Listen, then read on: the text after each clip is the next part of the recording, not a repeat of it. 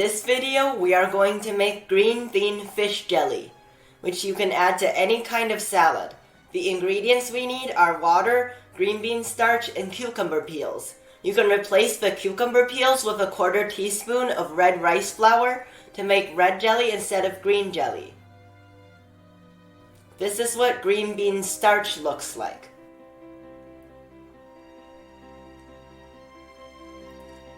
First, we place all the ingredients into a blender and blend for 30 to 45 seconds.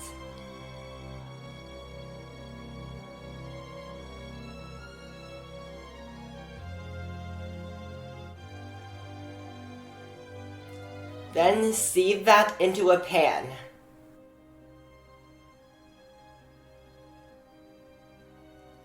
Cook it while stirring constantly and gradually reduce the heat from high to low.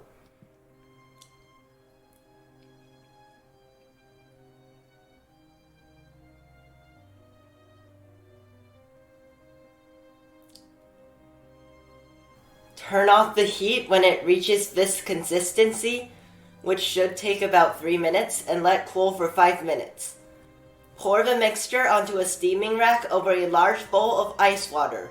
The holes of my steaming rack are about 1/4 inch in diameter. Do not press the mixture into the holes of the steaming rack because it changes the shape of the fish jelly. The fish jelly should look like this. Make sure to choose a steaming rack with holes that are the same size and not too big or too small.